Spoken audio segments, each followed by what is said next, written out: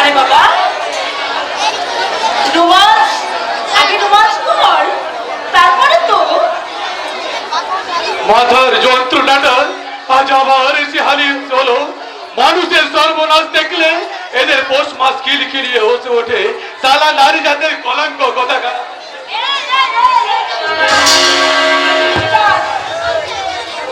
কথাগুলো আমি তোমাকেই বলছি, সেটা সেটা তুমি বুঝতে পারছো না, নাকি আমাকে আমাকে ইগনোর করে ইনসাল্ট করতে চাইছো? তোমার মতো পাগলের গোলাপ শোনার ধৈর্য বা ইচ্ছা আমার কোনোটাই নাই। আমি চলি।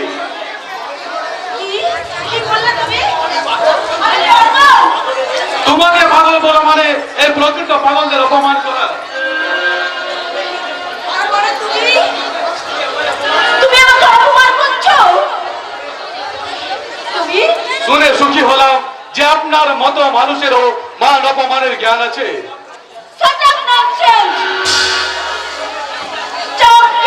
চামড়া তুলে নিয়ে তোমাকে আমি বুঝিয়ে দেব। তুমি কত কুৎসিত কদর্যহীনা এই উলঙ্গ নগরের সভ্যতা মডেল। এই তো কি বললে? আমি আমি কুৎসিত, আমি কদর্যহীনা, আমি ওই মন্ত্রী দেবদত্ত সেনের মেয়েকে তুমি তুমি উলঙ্গ সভ্য সমাজের। তুমি কি জানো হাজার হাজার পুরুষ এই সুন্দর রেখু ছোঁয়া পাওয়ার জন্য পাগলের মতো ঘুরে বেড়ায়? ওটা নর্মদার চারিদিকে মাছিরা ভন ভন করে উড়ে বেড়ায়। এটা নর্মদার কাছে ভাগ্যশালী হতে পারে, কিন্তু কোন মানুষের কাছে নয়। তাই বলে তুমি আমাকে কুৎসিত কদর্য তুমি ঘৃণা করবে? নারী সুন্দরী হয় কিছু জানে?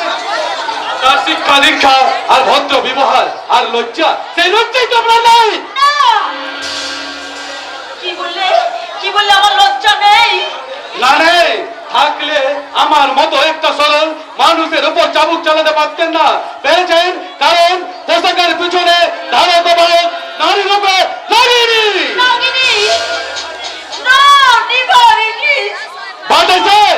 It is possible. তাই এই শাশ্বত ভারতের বুকে আপনার মতো কোন রঙ্গিনীর জন্য প্রেম শ্রদ্ধা ভালোবাসা থাকতে পারে না।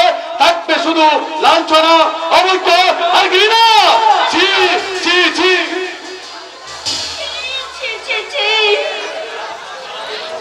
আমি এই কেউ চাষা মূর্খ আমার মতো রঙ্গিলা মেয়েকে সেই বোঝার মতো বিদ্যা বা বুদ্ধি ওর কোনোটাই নেই। জন্মেছিস এই জঙ্গলে, তুই এই গ্রামের পিপিলিকার মতো তুই ডানা বেলে উঠতে চাস। দুদিন মরবে, বাদে তুই মরবি, তাই তোকে আমি আজ ছেড়ে দিলাম।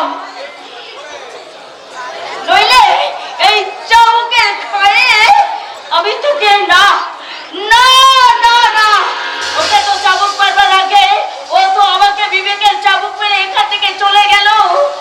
ওকে ওর চাবুকের গায়ে যে আমি কত বিক্ষত হয়ে গেছি। আমি কি করবো?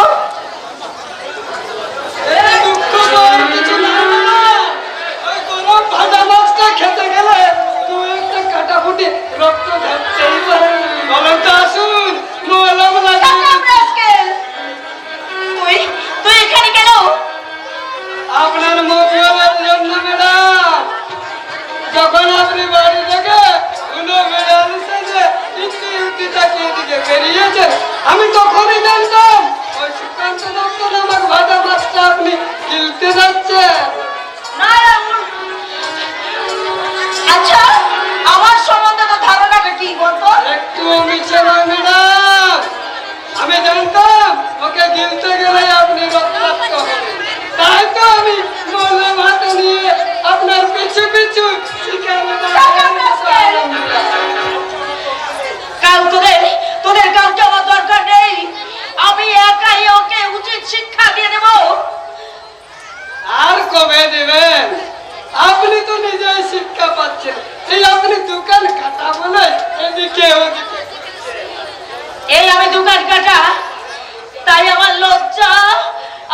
লজ্জা বলে কিছুই নেই। কিন্তু মনে রাখিস, সুবর্ণাখার নাক কাটার জন্য ওই রাবণ বংশ ধ্বংস হয়েছিল, তেমনি আমার দোকান কাটা, আমার লজ্জা জনক কিছুই নাই।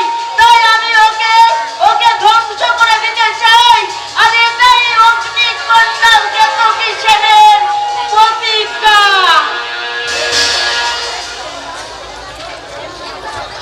বাস হয়ে গেল, নুনের পুতুল সাগরে নামছে জল মাপতে। ক্ষমতার দম্ভে মানুষকে এমনই মানুষ হয়ে উঠবে, আগে জানলে কোনো শিক্ষিত বিবেকমান মানুষ অর্থ আর ক্ষমতার জন্য লড়তে হবে। নইলে আমাদের ম্যাডাম ওই সুকান্তদার কাছে যেভাবে হেরে যাচ্ছে, তাতে অন্য কে হলে গলায় দড়ি নিয়ে সোসাইড করতো। কিন্তু এরা করবে না, এরা মানুষ তো নয়, মানুষের ছদ্ম বসে এক একটা রক্ত বিপাসু হয় না।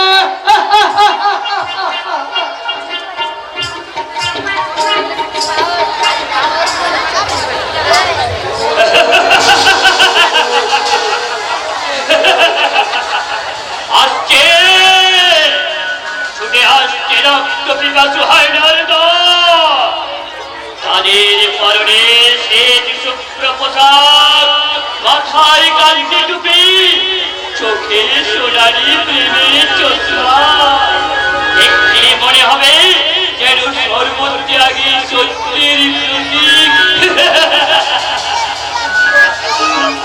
কিন্তু ওরা যা বলে তা করে না, যা বলে তা করে না।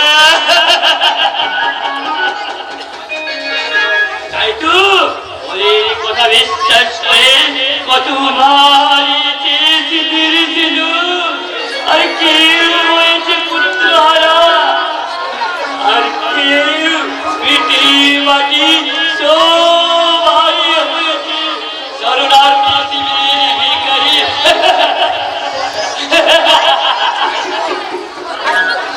কি বলেন আপনি? ওদের জানেন মিথ্যা কথা, মিথ্যা কথা। যারা ভুল পাল্টানো গিরিগিটি কেউ লজ্জা নেই, তাদের চেনা অত সহজ নয় গো বাবু, তাদের চেনা অত সহজ। তাই তো ওদের কাছ থেকে আমি এই আত্মগোপন করতে এই লুটিটা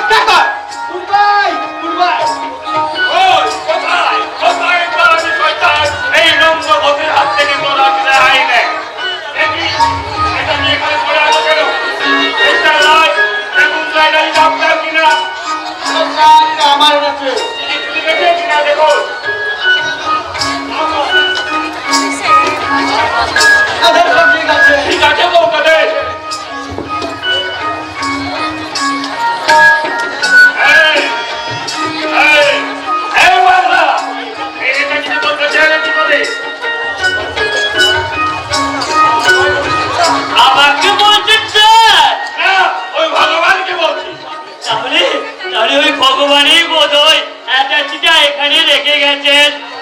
তুই আমার সঙ্গে আর কি করছেন? আপনি আমার সালা না ইয়ার না দোষ যে আপনার সঙ্গে আমি ইয়ার কি করব? নইলে চুরি করলো শয়তান, আর এটা দিয়ে গেল ভগবান। শয়তান আর ভগবানের মধ্যে তফাৎ কোথায় দারোগা বাবু? এই শয়তানরাই তো ভগবানের মাথায়, সমাজের মাথায় ভগবান সেজে বসে আছে। তেমনি থানায় যেমন চোর পুলিশ ভাই ভাই, তেমনি এই সমস্ত সংসারে শয়তান আর ভগবান ভাই ভাই সব মিলেমিশে এক আরেকটা বাজে কথা বললে পিটিয়ে তোর চামড়া গিলে তুলে নেবো। বড় শক্তি করে এটা তোর কাছে রেখে গেল, এই তোকে চোর বলে লকআপে ঢুকে দেবো। বলবেন স্যার,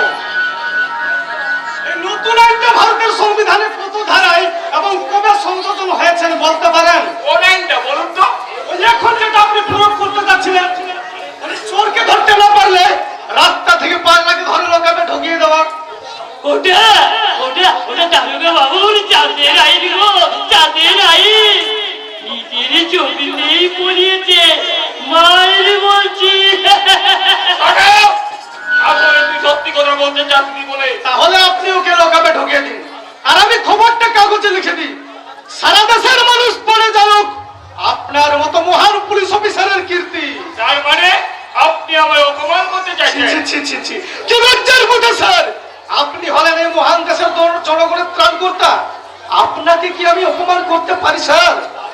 তাছাড়া উনি পুলিশ হলেও ওই নেতাদের চাপে পড়ে র্যাম্প পোস্ট হয়ে গেছেন স্যার। আপনার কোনো দোষ নেই স্যার। চল চল রাবি, আর একটাও বাজে কথা বললে আমি তোমাকে অ্যারেস্ট করেন স্যার, অ্যারেস্ট করুন। মাল সমেত চোর যখন ধরা পড়েছে, ও ইয়ে নিশ্চয় এরেস্ট করবো, তবে ওকে নয়, তোমাকে। দারোগা বাবু! Yes, আমি দারোগা নন্দ ঘোষ, ভেবেছিস ডুবে ডুবে জল খাবো। একাদশীর বাবা উঠতে পাবে না। একটু আগে তুই চুরি করে ওর পাশে রাস্তা রেখে গেছিস, আর এখন ওর পাশে সন্ন্যাস দিতে যে টাইম পাস দিতে বলে দরবেরি কোন বাতাসে নড়ে। সেই বাতাসের তীব্রতা কত? সে কি শুধু বাতাস নাকি রুদ্ররূপী কালো বৈশাখী? নাট্যমান এখনই হয়ে যাবে। চলো থানায় গিয়ে এমন ঘটনা যাবো। হাতটা ছেড়ে দেন স্যার, আপনি তো জানেন আমি কার লোক, তবু শুধু শুধু জল ঘোলা করছেন কেন? কি করবে কে করবে যন্ত্রণা? দাদা এখন এসে পড়লেন। ওর একটা হাত ধরার অপরাধে আপনার দুটো হাতেই কেটে নেব অফিসার। তখন পুলিশের চাকরি তো দূরের কথা, বাড়িতে বৌদির একটা চুমু খেতে পারবে না। দাদা বাবা ইয়েস, আমি রাঘব রায়। যার মোকাবিলাকে বলতে খালি দরকার, সে কিনা আমার লোককে থানায় নিয়ে যাচ্ছে কোন সাহসে? না মানে এটা তো আমার ঠিক রাখো বাবা, তবে আপনার লোক তো তোমার কুস্তি পাতার মতো যা শুধু দেবতাদের পুজোয় লাগে। গ্যাস বেরো চুপসে গেল স্যার। আর আপনি ওই কলেজের জড়ি নিয়ে পুলিশের চাকরি করবেন ভাবছেন? যাই যান, বাড়িতে গিয়ে বইয়ের শাড়ি সায়া ব্লাউজ গুলো কাচবেন, তাতে অন্তত পক্ষে আপনার বউ আপনাকে ছেড়ে পালিয়ে যাবে না। ওকে চোখ লাগিয়ে রাখবি স্যার, কারণ আজ ও যে কথা বলছে কাল সারা দেশের লোক সে কথা বলবে। কারণ মিথ্যার মেয়ে কোনোদিন সত্যের সূর্যকে চিরকাল ঢেকে রাখতে পারে না। তোমার সেই সত্যের সূর্যকে সাংবাদিকের বাচ্চা, তার আগে আমি বিচারটা শেষ করি। Yes, বিচার শুনুন দারোগা বাবু, একটা সামান্য নেতাজিকে কেন্দ্র করে এই রাস্তার মধ্যে হয়ে হামলা করে এলাকার নষ্ট আপনি করছেন, তাই এটা দিকে আমাকে দিন। আপনি এটা নিয়ে যান জিনিসটাকে ফেরত দিয়ে এখানে বিপদটা আমরা এখানে ফয়সলা করে দেবো। আর শুনুন, আপনি তুফানের সঙ্গে যান, আর তুফান এই এটা দিতে উনি উনি ওর টাকা নিয়ে বাকি টাকা উনাকে ফেরত দিয়ে দেবেন। কিন্তু ওর দেখ টাকা প্রকাশ্য রাস্তা জটলা করা আর শান্তি ভঙ্গ করার জরিমানা। আর আমার বাড়ির শ্রমিক হিসাবে এই টাকা আমার পার্টি ফান্ডে জমা থাকবে, ওখানে আবার ওনার সঙ্গে যান। তা না হলে যেটা পাচ্ছেন সেটাও মায়ের ভোগে চলে যাবে। আমি এক্ষুনি যাচ্ছি দাদা, আসুন। এই আমাদের স্বাধীন দেশের ন্যায় বিচার, জমি বিক্রি করে বোনের বিয়ের জন্য টাকাটি নিয়ে যাচ্ছিল, জানি না এরপর কি করব। হে ঈশ্বর, তুমি এর বিচার করো ঠাকুর, তুমি আমার চোখের জলের বিচার করো।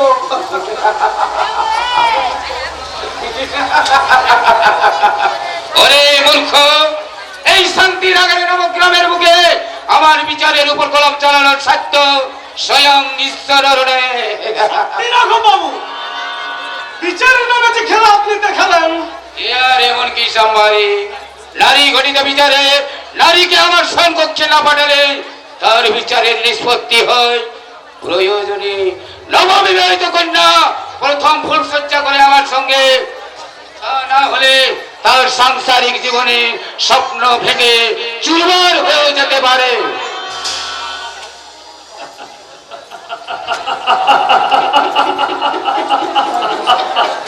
আচ্ছা, বলতে পারে এই দেশটা আফ্রিকার জঙ্গল হতে আর কত বাকি, নাকি এই দেশের লোকারণ তার চেয়েও ভয়ঙ্কর হয়ে উঠেছে? যে দেশের মানুষকে দেখলে জঙ্গলে হিংস্র জানোয়ারগুলো ছুটে পড়াবে। আর একটা বাজে কথা বললে আমি তোকে গুলি করে মারবো। গুলি করে মারবেন? তাতে তো আমি একটু অবাক হব না। এই দেশের মানুষ শয়তানরা বিচারের নামে এমনি প্রহসন চলে, আর আজ পুলিশ রাস্তার দাঁড়িয়ে দাঁড়িয়ে তা দেখে এদেশের শয়তানরা প্রকাশ্য দিবালোকে মানুষকে গুলি করে মারবে না তো কি পুজো করবে? অমন কাজ করবে না রাঘব বাবু, প্রশাসনের বদনাম হয়ে যাবে। আজকের মতো তোকে আমি ছেড়ে দিলাম। ভবিষ্যতে যদি আবার কোনোদিন আমার সামনে আসিস, আসবো, আসতে যে আমাকে হবে, নইলে নইলে তোমাদের পাপে পূর্ণ পাত্রটাকে শত চিত্র করবে কে? এই চিত্র দিয়ে বিন্দু বিন্দু করে ধরে পড়বে তোমাদের বাবার দিটা বিষাক্ত রক্ত, যা থেকে ধরে পড়বে এই তোমাদের মতো রক্তহীনের বংশধর। তাদের জন্মের পাক মুহূর্তে আমি তাদেরকে দুপায়ে চলে শিখে চূর্ণ বিচূর্ণ করে আমি হাসবো তৃপ্তির হাসি।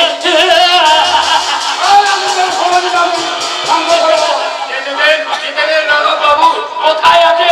পাগলে কিনা বলে। কিন্তু পাগলের সবসময় সত্যি কথা বলে দারোগা বাবু। তুমি তো পাগল নয়, তাহলে আমাদের নামে এতগুলো তোমার সত্যি কাগজে লিখলে কি করে? তোমার কি মৃত্যু ভয় নেই সম্বাদে? নেই, কারণ আপনাদের ভাষায় যে ওগুলো তো মিথ্যা কথা। আমার পিস্তলের গুলিতে যদি তোর বুকটাই ঠান্ডা করে দেয়, চেষ্টা করে দেখুন, দেখি আমাকে মারার জন্য আপনার পিস্তলের কোড়া গুলি আছে। এই নবগ্রামের জীবন্ত শৈতান রাঘব রায়কে তুমি চেনো না সম্বাদে? চেনে চেনে, কারণ আপনার মতো অনেক মুখোশধারী নেতাকে নিয়েই তো আমাদের পথ চলতে হয়। আপনার মতো জানা নেই যে আপনার মতো অনেক শয়তান নেতার আমার বারবার, কিন্তু শয়তান নেতার আমার বারবার, কিন্তু সত্য শুদ্ধ সাংবাদিক মরে একবার একবার একবার।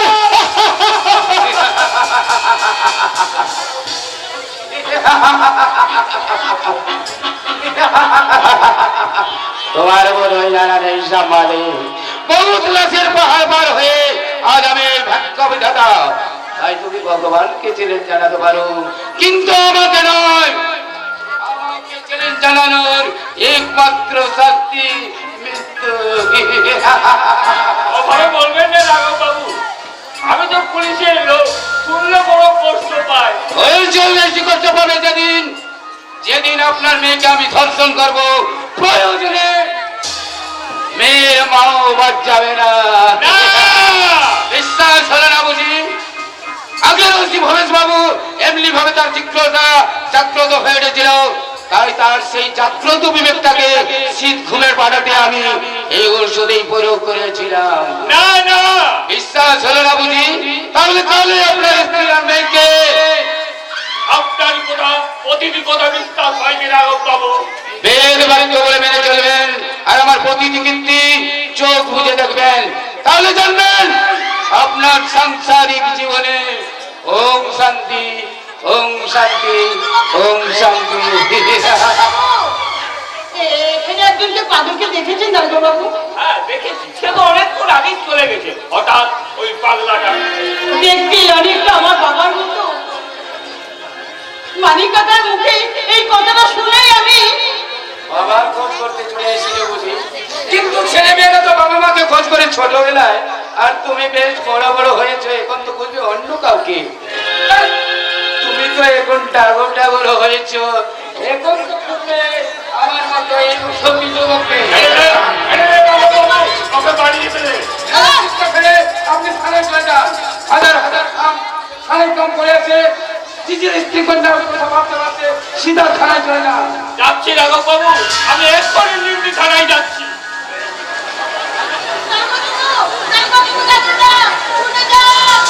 ও চিন্তা করে আমি যা বলছি তাই শোন। একে তো বিনয় মেয়া, আপনার উপর প্রকাশ্য রাস্তা। তাই আমি বেশি দেরি না করে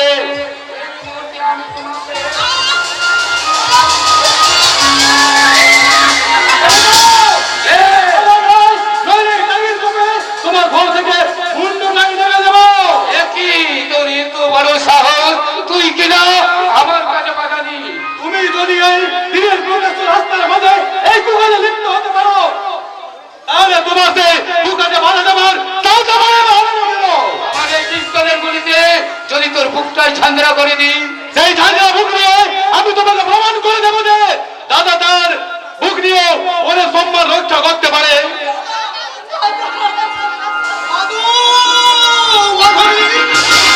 বোন, ওঠ বোন, তোর কোনো ভয় নেই।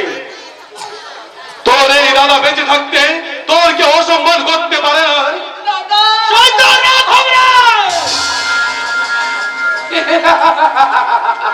তুই জেনে গেছিস। তাহলে শোন, তোদের মতো দোষটা দাদা বোনের মতো ঘিরে রাখলো, আমার হাত থেকে তোদের মনকে বাঁচাতে পারবি না। চিল যখন উঠেছে উঠে উঠে ঠোঁটে তুলবে তুলবে। তোর মাথার আমি দুপাত করে দেবো না জানবো। বলে তো কিছু কৃতজ্ঞতা দেবো। মনকে বিপদ থেকে তো দাদারে রক্ষা করে, তার জন্য তো কোনো কৃতজ্ঞতা লাগে না। কিন্তু আমাদের বাবা তোদের প্রতি যে দুর্ব্যবহার করেছে তার তো কোনো প্রমাণ নেই। আর দেখবি যেদিন প্রমাণ খুঁজে পাবি সেদিন দেখবি হয়তো মাস্টার মশাই সম্পূর্ণ নির্দোষ। শয়তানদের ষড়যন্ত্রে 10 বছর তাকে জেল কাটতে হয়েছে। সুকান্ত দা, তুমি এত মহৎ। না, কোনো মহৎ আমি দেখাইনি। বনের বিপদ থেকে রক্ষা করতে খালি দাদার কর্তব্য পালন করেছি মাত্র।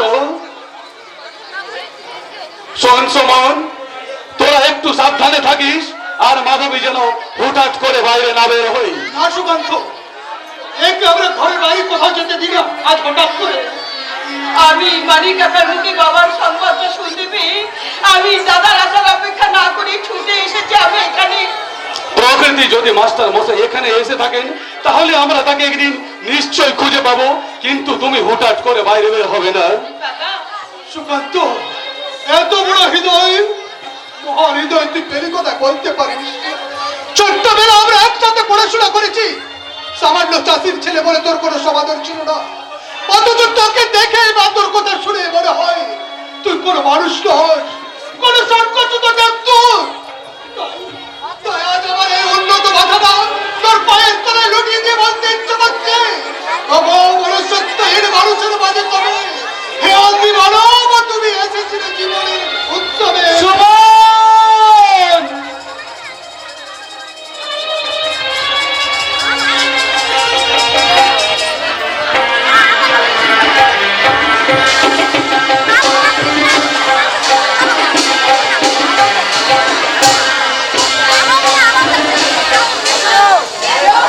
হ্যালো দাদা, হ্যালো। আপনার মেয়েকে দেখতে মানে শীঘ্রই যাচ্ছি।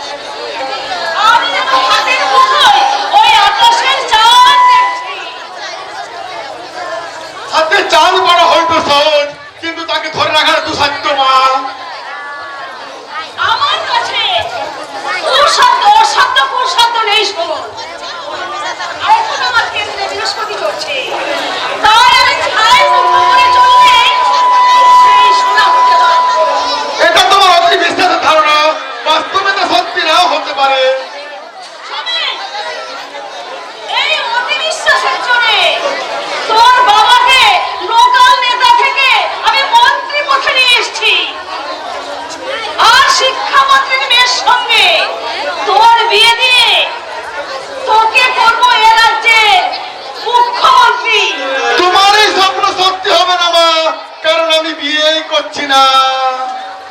আমার শোন,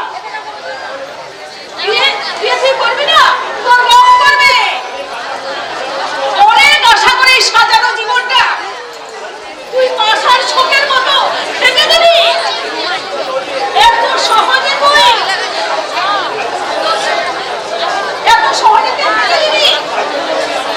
তাই তোর প্রতি আমার আদেশ, তুই তুই আমার পছন্দের মেয়েকে বিয়ে কর। শোনেন, তুই তোর পছন্দের মেয়েকে বিয়ে কর। না, বিয়ে আমি করব না। আর একান্তই যদি বিয়ে করতে হয় তাহলে আমি আমার পছন্দ করা মেয়েকেই বিয়ে করব। তাই নাকি? তাহলে তোর অনেক উন্নতি হয়েছে রে শোন। তাই তো বলি যে ছেলে কথা বলতে আমার সঙ্গে ভয়ে থরথর করে কাঁপতো, আর সেই ছেলে আমার মুখের উপর আমার মুখে মুখে তর্ক করছে। তো নয় মা, আমি শুধু তোমার কথার উত্তর দিয়েছি। ভালোই করছিস শোন, ভালোই করছিস। আমিও বুঝলাম যে আমি আমি এবার সংসারটাকে সঠিক পথে চালাবো। তুমি আমায় ভুল বুঝো না মা। তোমার আশীর্বাদে আমি হয়তো মস্তকে পালন করব, কিন্তু বিয়ের ব্যাপারটা সুমেন, কি বলছিস তুই? আমি কি তোর বাজে মেয়ের সঙ্গে বিয়ে দিচ্ছি নাকি? তা আমি বলছি না মা। তবে শোন, শোন সুমেন, তোর বাবা আজ দেশের মন্ত্রী, তবু আমার কথা কোনোদিন তোর বাবা অবাধ্য হয়নি। অবাধ্য হয়নি সুমেন। আশা করি তুইও তো বাবার পথে চলবি।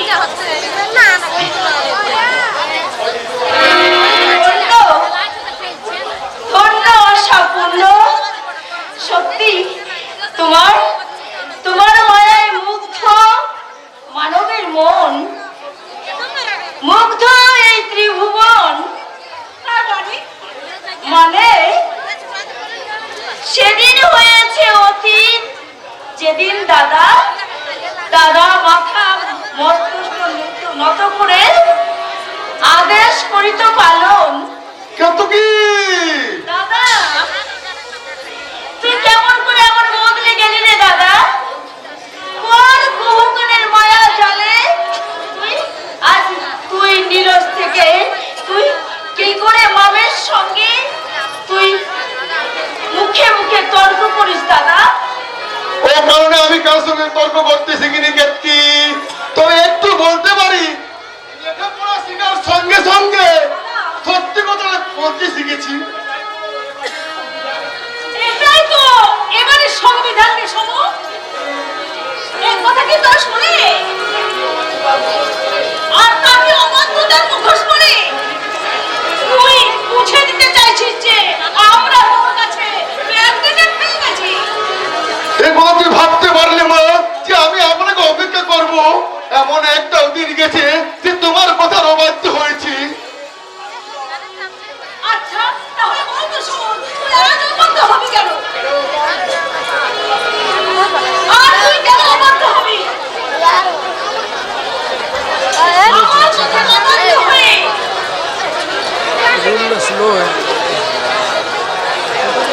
সে অভিযোগ তোকে তুই ঠকাবি? তোর এই অবাধ্যতা মানুষের মধ্যে যদি ভাইরাল হয়ে যায় রে দাদা, তাহলে আমাদের পরিবারের কি হবে?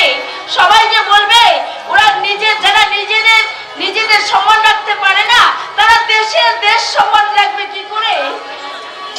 তাই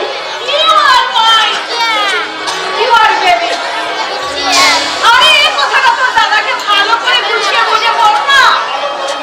আমি নাবালক নই মা, সে কথা বোঝার জ্ঞান ও বুদ্ধি আমার আছে।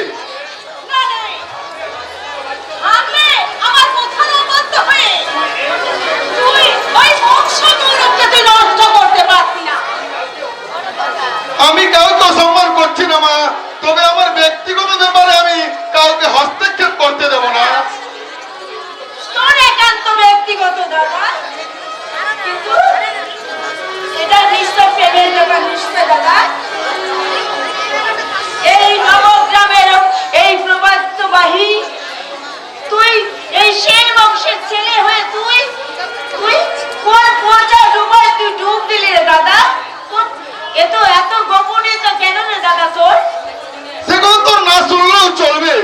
শুধু একটা কথা মনে রাখ, আমি যাকে ভালোবাসি তাকে ছাড়া আমি স্বর্গের অফিসে করে বিয়ে করবো না। দাদা তুমি স্বেচ্ছাচারিতা শোনো, আমি মেনে নিতে পারবো না। শোনো তাহলে শোনো না, শোনো আমার অনন্ত প্রাণী এই সেন বাড়িতে বাস করতে পারে না। বেশ, তাহলে আমি তাকেই বিয়ে করে এ বাড়ি ছেড়ে কলকাতায় চলে যাবো। বাহ দাদা, বাহ বাহ, এই যে সমর, বাহ, এই হলো আমার গর্ভের সন্তান। এই জন্য তুমি 10 মাস বয়স থেকে আমি উদরে ধারণ করেছিলাম, উচ্চ শিক্ষিত করেছিলাম এই উদরের জন্য। তোমাকে এইসব করতে আমি আমার জীবন দিতে পারি মা, তবে আমার একা ব্যক্তিগত ব্যাপারে ভালোবাসা হচ্ছে ঠিক আমি কাউ করতে দেব না। দাদা সত্যি, দাদা সত্যি, যে সৌভাগ্যবতীর জন্য তুই আজ রক্তের সম্পর্ককে ত্যাগ করতে চাইছিস, সেই দেবীর নামটা আমাকে দয়া করে একবার বল না রে দাদা। না বলার কি আছে, সে দেবী নয় আর দানবীও নয়, এই গ্রামের গরিবের মেয়ে, আমার জীবনের প্রথম ভালোবাসা, মৃত বিশ্বনাথ দত্তের মেয়ে বকুল। না ওই সমর, আমিও ভাবতে পারছি না রে সমর, তুই কি আমার গর্ভজাত সন্তান রে সমর? আমার চরম শত্রু মেয়েকে বিয়ে করে এই সেন বাড়ি অভিজাত্যকে তুই নষ্ট করতে চাইছিস, তুই খুন করতে চাইছিস। তুমি শান্ত হও না, তুমি শান্ত হও। দাদাকে আমি ঠিক বুঝিয়ে বলবো, ও নিশ্চয় আশা করি ও আমার কথা ঠিক রাখতে চাইবে। দাদা এই বংশের মান মর্যাদা যাতে ক্ষুণ্ণ না হয় না। নারী মানা তুই ওকে চিনিস না, এমনই ছিল শান্তশিষ্ট ছেলে, একটা ভাঙা মাঠের খেলা ছিল, কিন্তু সে ছেলে আজ আমার মুখে মুখে তর্ক করে। হ্যাঁ জানিস সে জলে আগুন লেগেছে, এই আগুন আমি কি করে নিভাবো। মা তুমি শান্ত হও। আমার চিরাচরিত পথ ছেড়ে আমি নতুন পথ অবলম্বন করতে এসেছি মনসা। ওকে বলে না তোমার ক্ষমতা নয়, তাই তুমি ওই কাজটা আমার উপরে ছেড়ে দাও। কি বলছো তুমি? কি বলে ক্ষমতা তোমার আছে? এটা বুঝার ক্ষমতা তোমার নেই মনসা। একটা কথা মনে রেখো, গায়ের জোর দিয়ে জিততে জয় করে যায়, কিন্তু সংসার চালানো যায় না। কিন্তু এতদিন তো তুমি আমার বুদ্ধিতে তোমাকে হিরো থেকে আমি হিরো করেছি, তোমার করেছি আমি মন্ত্রী, আর প্রধানত করেছি এই নবদ্রের মানুষকে। মনসা, এটা তো তুমি জানো না। ক্ষমতা অর্জন করা যত কঠিন, তার চেয়ে বেশি কঠিন, অনেক বেশি কঠিন সেই ক্ষমতাকে ধরে রাখা, আর সেই কঠিন কাজটা তুমি আমাকেই করতে দাও। তুমি কি জানো যে তোমার ছেলে বিশ্বনাথ দত্তর মেয়ে ওই বকুলকে বিয়ে করবে? করুক না, তাতে কি হয়েছে? তাকে এই জায়গায় সারা জীবন নিয়ে ঘর করবে। তুমি কি বলছো ডার্লিং, তুমি কি বলছো? আচ্ছা দেখ দাদা, এই বংশের অভিজাত্য গৌরবকে নিয়ে ওই ছিনিমিনি খেলতে চাইছি রে। তুমি তাকে সাপোর্ট করতে চাইছো রে? সাপোর্ট তো করিনি, তবে বিরোধিতাও করবো না। আমি দেশের এক দায়িত্বশীল মন্ত্রী, তাই জল ঘোলা করে আমার এই নির্বিষ্টকে আমি নষ্ট করতে চাই না। দেখ, কিন্তু আমি যে শিক্ষামন্ত্রীর মেয়ের সঙ্গে সমরকে বিয়ে দেবো বলে কথা বলেছি। সমরের বিয়ে দেবে, এই তো ধীরে রজনী ধীরে, তাকে বলে দাও আর কিছুদিন পরে, কারণ একবার আমি ভোটে জিতে মন্ত্রী হই। কিন্তু দেখ দাদার একবার বিয়ে হয়ে গেলে ও আর কি ওর কখনো সুযোগ পাবে? দেখ তাছাড়া নির্মমা বলেছে ওনার মেয়ের বিয়েতে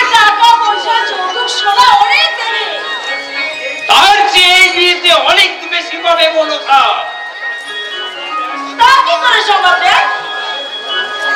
যাদের নুন আপনার পান্তা পুড়িয়ে যায়, যাদের নুন আপনার পান্তা পুড়িয়ে যায় তারা রাজনৈতিক নেতাদের হিসাবের সঙ্গে কারো হিসাব মিলবে না বেবি, এমনকি তোর মায়েরও হিসাব নেই। দেখ, তার মানে তুমি কি বলতে চাইছো? সব বুদ্ধি মনে করো, ওই তো? কম বেশির কথা নয় মনসা, তুমি আর যদি কোচের দায়িত্ব পালন করলো, মাঠে 4-6 মারতে হয় আমাকে। তাই তুমি এবারের খেলাটা তুমি আমার মতো করে আমাকে খেলতে দাও। বেশ, তুমি যা খুশি তাই করবে। তবে মনে রেখো, তুমি আমার সাজানো বাগান ওই কাল বৈশাখী ঝড় এসে তছনছ করে দেবে। তা আমি কিছুতেই সহ্য করবো না, কিছুতেই না। তবে এই মনসা, দেবী মনসা হয়ে আমি এই সংসারে সবাইকে ছবল করতে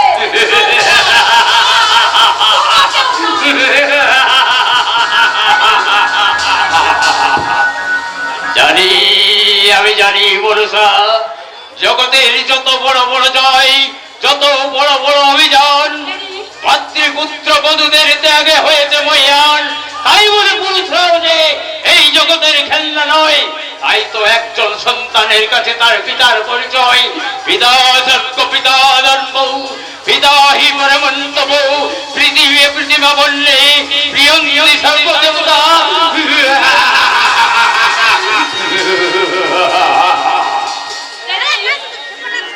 তুমি কি নেতা, রাজনৈতিক নেতা, আমার আরো পরিচয়।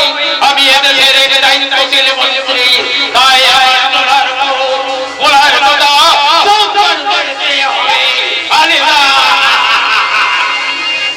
সব কিছু হারিয়ে ওই নিজের সন্তানটাকে যে ত্যাগ করতে পারে, দাদাকে বসে আনতে পারে।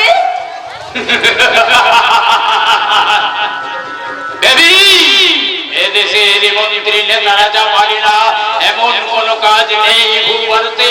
যারা করতে পারে এমন ভাঙন করে, তারা যেমন মানুষের ক্ষতি করে, তার চেয়ে অনেক অনেক বেশি করে। লোকের মুখে শুনেছি অন্যের সর্বনাশ করলে নাকি নিজের সর্বনাশ হয় বেশি। হ্যাঁ, লোকে ঠিকই বলে, কিন্তু ওটা তোমাদের জন্য, আমাদের মতো নেতা মন্ত্রীদের জন্য নয়। তাই তো মানুষের মঙ্গল করার জন্য, মানুষের মঙ্গল করার জন্য, এই মঙ্গল করার জন্যই আমি তো শপথ বাক্য পাঠ করেছি। তাই আমার ধ্যান জ্ঞান সব মানুষের সেবা করা। সত্যি বাবু, আপনি মানুষ নন, দেবতা। দেবতা, দেবতা না হলেও ভগবানের উপরেই আমার স্থান।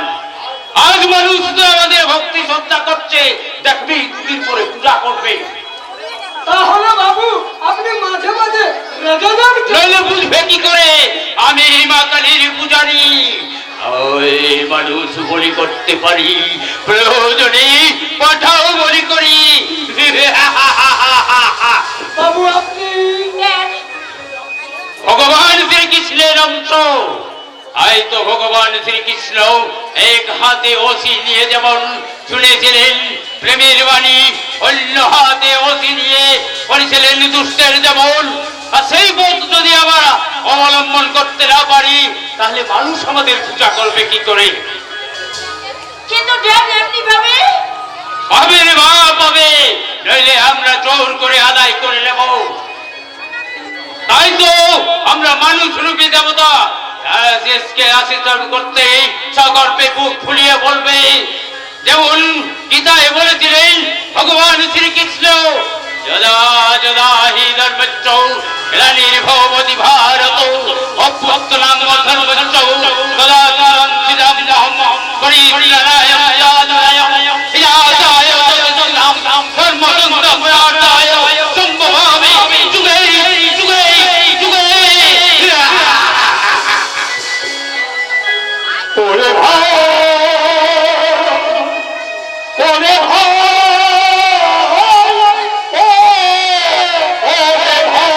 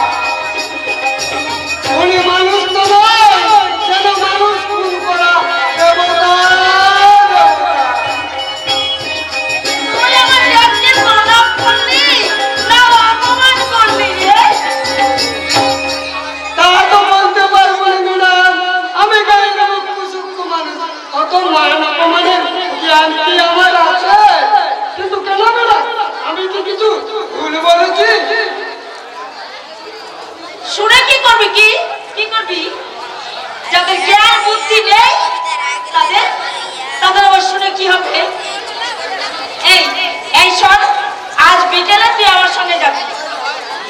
আর যেতে হবে কেন ম্যাডাম?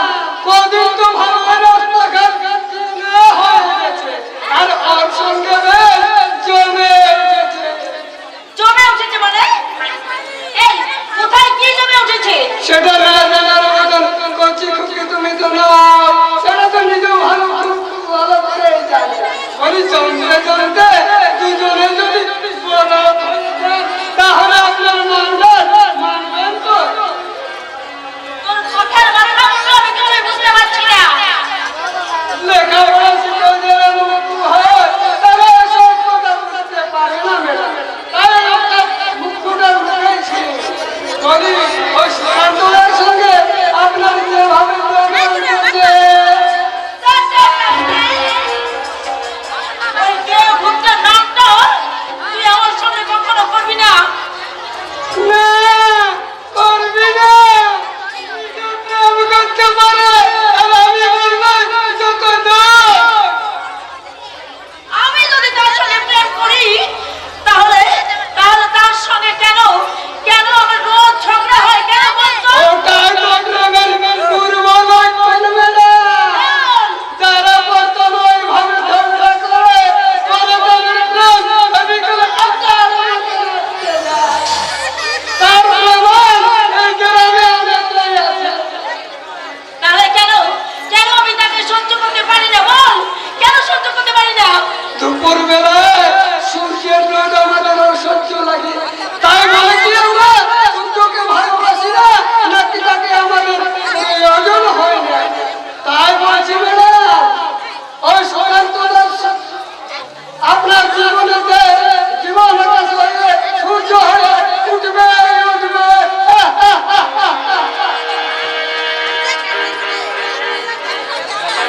এই গ্রামের একটা মূর্খ চাষা ছেলে ওটার মুখে আজ আমি কি কথা শুনলাম। ওর কথা শুনে আমার সারা পৃথিবী, আমার শরীর যেমন কেমন যেন শিহরে উঠেছে। তবে কি সত্যি আমি ওই সুকান্ত বলে নামের ছেলেটাকে আমি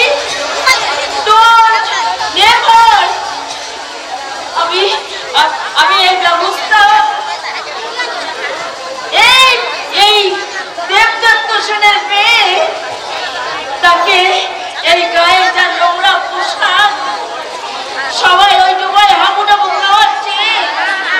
আমার জন্ম হয়নি, আমার জীবন হবে হাসির বন্যা, আনন্দের আনন্দের কোনো তালি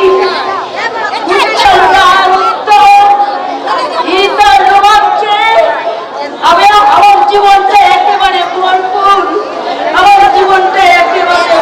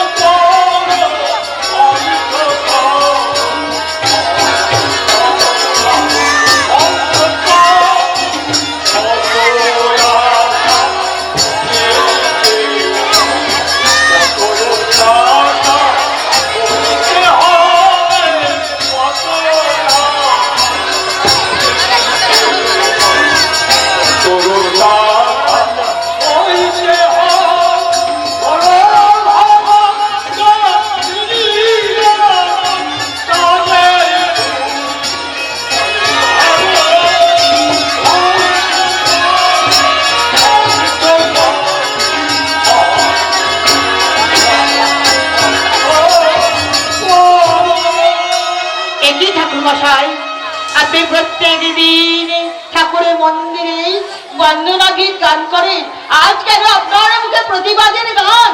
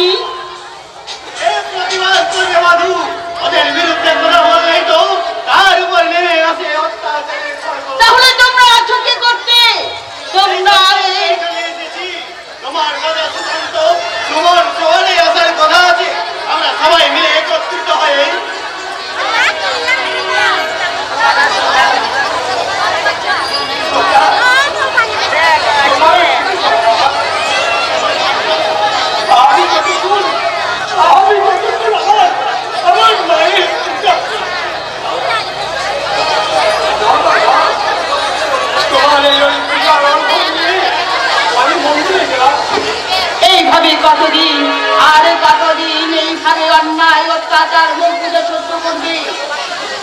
জানো জানো মাত্র কদিন আগে আমি এই পাগলের মতন বাবার মতন দেখতে একটা পাগলের কাছে ছুটে গিয়েছিলাম সন্ধানের জন্য। সেখানে গিয়ে প্রকাশ্য দিনের বেলায় পুলিশের সামনে ওই শয়তানের আধমরাই আমাকে মাধব, কি বলছো তুমি পাগলের মতো? পাগল আমি হইনি, পাগল আমি হইনি। তবে ঠিক সময় মতো সুকান্ত না আসলে আমি হয়তো পাগল হতাম না, মৃত্যুই ছিল আমার একমাত্র পথ। না মাধবী, না, মৃত্যু নয়, শত অন্যায় অত্যাচার সহ্য করেও ওদের বিরুদ্ধে লড়াই করে আমাদের বাঁচতে হবে, বাঁচাতে হবে এই নবগ্রামের নির্যাতিত মানুষগুলোকে। ওটা তো দিবা স্বপ্ন, সত্যি হবে কবে? তোমার মতো সুশীলা নারীরা রণরঙ্গিনী অসুর বিনাশিনী হয়ে যাবে। ঠিক ঠিক আছে, তাই হবে। আমিও প্রতিটা গ্রামের মহিলাদের নিয়ে আমি গড়ে তুলব প্রমিলা বাহিনী। তাই যদি পারো তাহলে একদিকে প্রতিবাদী যুব সমাজ, অন্যদিকে প্রমিলা বাহিনী থাকলে অত্যাচারীদের হাতের খড়গ আমরা হতেই খসে পড়বে। যুগে যুগে অত্যাচারী শয়তানদের দল জীবনের শ্বাস রক্ত বিন্দু দিয়ে তাদের শয়তানি কার্যক্রম চালিয়ে যাবে। তাছাড়া অত সহজে অস্ত্র ওদের হাত থেকে খসে পড়বে না। তাহলে কি আমরা সারা জীবনে এমনি ভাবে অত্যাচারিত হব? না, তার জন্য চাই মিলিত গ্রামবাসীর জনসংগ্রাম। আর সেই জনসংগ্রামে এমন একজনকে ডাক দিতে হবে। সে হবে গ্রামবাসীর নয়নে মণি, যার জন্য সবাই সমাজে তাকে তার মধ্যে ফুটে উঠবে যেটা সবার হাজারো গুণ। গেছি তার মধ্যে আছে সেই গুণ। যার নেতৃত্বে গ্রামবাসী জীবন দিতে প্রস্তুত, কে সেই মহান মানুষ? সুকান্ত দত্ত। কারেক্ট, রাইট এবার। কারণ সুকান্তর চেয়ে বেশি নির্ভরযোগ্য মানুষ এই এলাকায় পাওয়া যাবে না। সুমন, তুই কি বলিস? এতে আমার বলার কি আছে? গ্রামের আবাল্য বনিতা বৃদ্ধ যা এক কথায় মেনে নেবে তা আমি করবো না কেন? তা কি কখনো হয়? কিন্তু যাকে নিয়ে এত জল্পনা কল্পনা সে সুকান্তটা কোথায়? হতভাগাটা তো এই সময় এখানে আসার কথা, কেন যে ফিরছে না কে জানে। আচ্ছা শিবুদার, আজকের যার খবর তুমি কি কিছু জানো?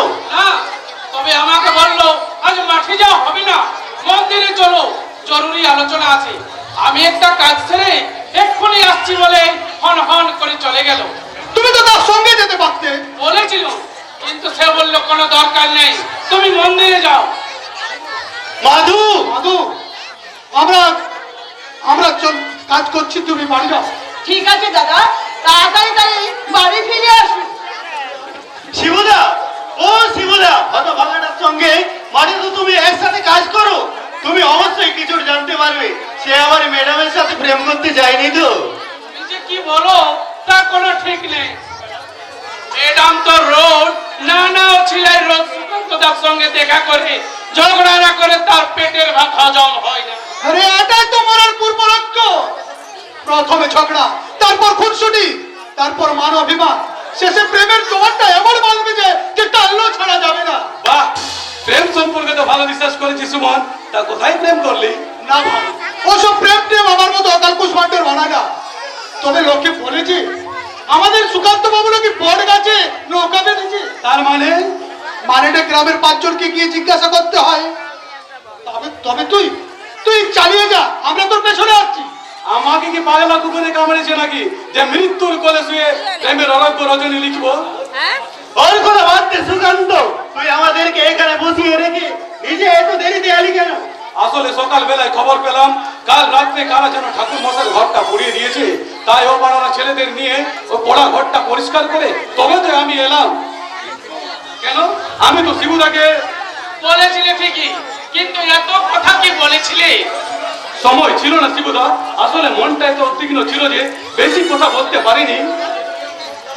আর এইদিকে সুমন্তর প্রেম কাহিনী শোনাচ্ছে। আরে শুধু শুধু আমার দোষ দিচ্ছিস কেন? আমরা তো সবাই মিলে করবি, একদিন সবাই মিলে আমার প্রেম কাহিনীর আলোচনা করবি, তবে সেটা এখন নয়, আর অনেক পরে। তাহলে আমরা এখন যা বলি মন দিয়ে শোনো।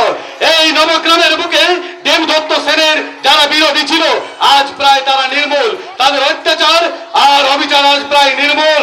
তাই এই নবগ্রাম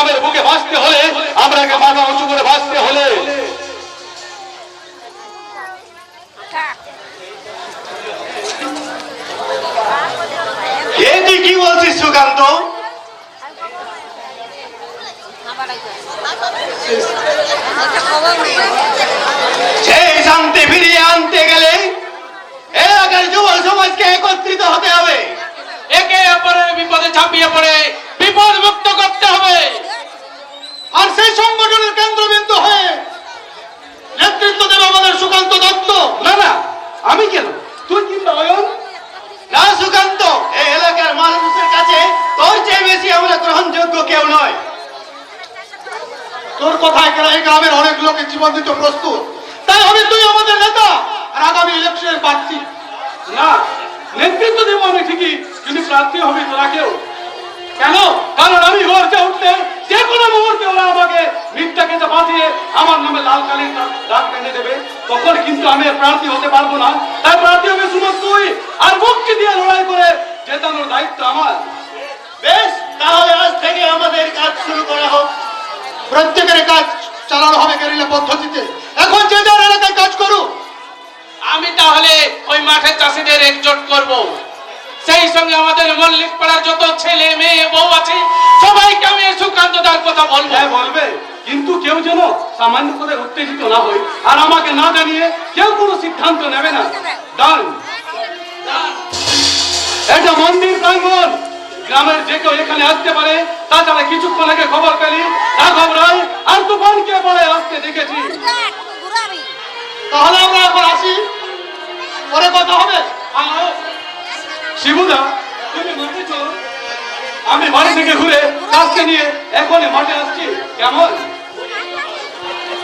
ওই একটা মানুষ যে আমার মতো গরিব ছোট লোক মানুষগুলোকে বুকে টেনে নিয়ে যেন সুখ দুঃখের সাথী হয়ে যেন ভগবান হয়ে গেছে, ওই মানুষগুলোকে ভগবানের চরণে আমার কোটি কোটি বার প্রণাম, কোটি কোটি বার প্রণাম। তুফান, এই মেয়েটা কি সকালবেলা গাঁজা টেনে ভুকু হয়ে ঠাকুর প্রণাম করছে নাকি? তাই বটে বস, নইলে ঠাকুর পেছনে রেখে কেউ উল্টো দিকে প্রণাম করে। আমি যাকে প্রণাম করছি সেই ঠাকুর আমার সামনের দিকেই আছে। তার মানে এখনো তো মাঠে গানে আমি বোঝাতে পারবো না, আমার মাঠে যেতে দেরি হচ্ছে। আমি চললাম ধান কাটতে। আরে কাজকে হাতুড়ি মন্দির প্রাঙ্গণে এসেছিলিস কেন? যাদের সঙ্গে আড্ডা দিচ্ছিলি তারা সব গেল কোথায়?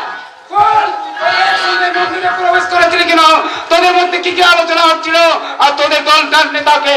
কার কথা মতো তোরা এখানে জুটেছিলি? সত্যি কথা বল, নইলে চাপকে পিঠে চামড়া তুলে নেবো। অত কথার উত্তর যদি আমি জানতাম তাহলে তো বিডিও অফিসে আমি চাকরি করতাম, ওই মাঠে রোদে পড়ে ধান কাটতাম কেন? তুফান, এত সহজে মুখ খুলবে না এই নে চাবুক। যতক্ষণ না সত্যি কথা বলে তুই ওর গায়ে চাবুক চালিয়ে যা। কিরে বেটা মুখ চাষা, সত্যি কথা বলবি নাকি এই চাবুকের ঘায়ে মরবি? আমাকে মেরে ফেললেও আমি বলবো আমি কিছু জানি না, জানি না, জানি না। তাহলে মৃত্যুই তোকে আচ্ছানি দিয়ে ডাকছে রে সালা, মর। আরো জোরে চিৎকার কর, তোর চিৎকারে আকাশে না হয়ে এই নবগ্রাম পূর্ণ করে প্রবেশ করে তাদেরকে সাবধান করে দিচ্ছে। আমাদের বিরুদ্ধে কথা বললে তার একমাত্র শাস্তি মৃত্যু।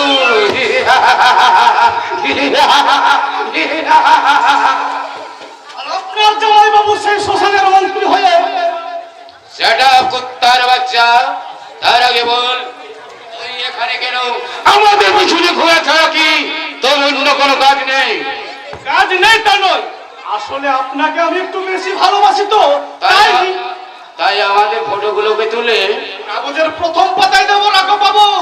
তখন আপনারা হয়ে যাবেন এই নবগ্রামের বুকে রাজনীতির জগতের ভিআইপি মানুষ। তার আগে আমরা তোকে মেরে গাছে ঝুলি দিয়ে তো ছবিটাকে পেপারে ছাপিয়ে দেবো রে সালা সালবাজিকের বাচ্চা।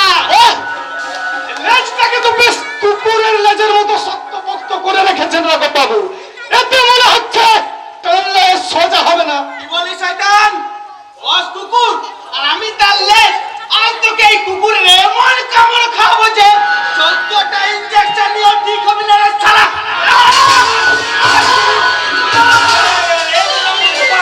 এভাবে সাংবাদিক বাবুকে মারা উচিত নয়। এই নবগ্রামে উচিত অনুচিত দুটোই আমার ইচ্ছাই দারোগা বাবু। আর এখানে আমার মুখের কথাই আইন, তাই সেই আইন মেনে এদের দুজনকে অ্যারেস্ট করে নিয়ে যান। এটাই কি ঠিক হবে না বাবু?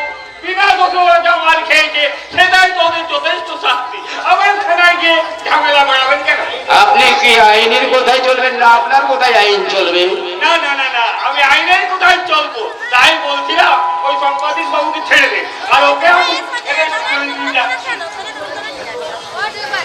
আয় বসা। কিন্তু রাঘব বাবু, এই রঘুনাথটা মন্দিরে চুরি করতে এসে হাতে নাতে ধরা পড়েছে, আমি আর তুফান এর সাক্ষী। মন্দিরের মা কালী যদি জাগ্রত থাকে তাহলে তোদের পাপের সাজা একদিন তোরা নিশ্চয়ই পাবে।